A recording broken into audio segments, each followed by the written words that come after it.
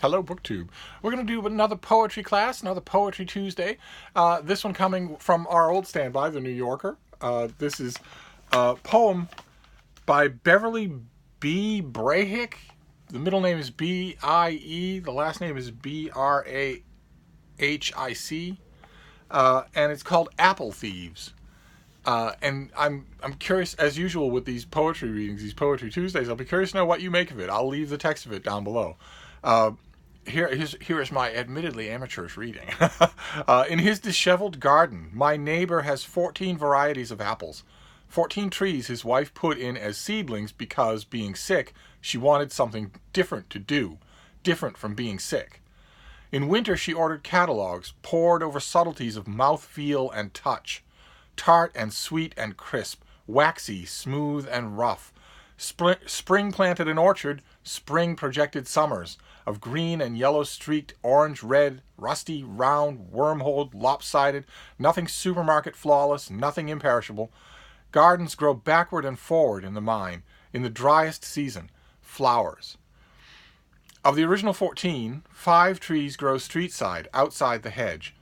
To their branches my neighbor, a retired statistician, has clothes-pegged slips of paper, white pocket handkerchiefs embroidered with the words, "The apples are not ripe.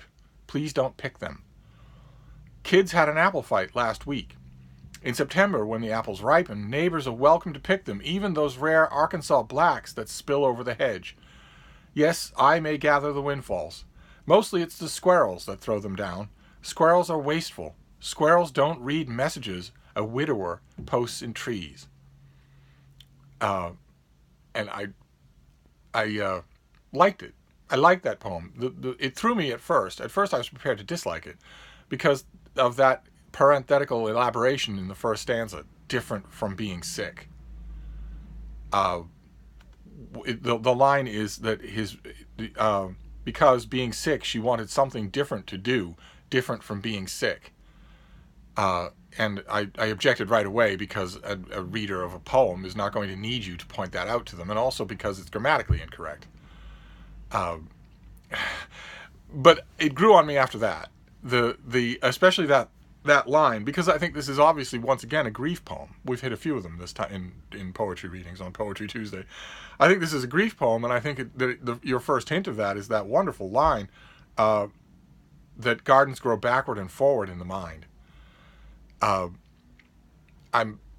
Maybe I was a little bit attracted to this poem because I am going to start a garden myself, and it'll be my first one. And something of that I've already felt. The garden is a fixed thing. It has a fixed schedule, a fixed season, in which things will happen at fixed times. But you're always thinking about it. You're thinking about it long before those times are there. And I imagine that long after it's done, you're thinking about other things because it's a sort of year-round care. But the kicker of the poem, I think, the thing that is meant to be the emotional climax of the thing, happens at the end, where we learn that he's a widower, that his sick wife did die, and that these apples are what's left. These apple trees are a legacy of hers, which adds extra poignancy to the fact that gardens grow backwards and forwards in time, I think. And I'm curious to know what you think. These Poetry Tuesday videos are never very long, because I mainly want your reactions. I will leave the text of the poem down below, but I want to know if I was kind of touched by it. I thought it was kind of touching. The picture of this retired statistician leaving notes on the trees.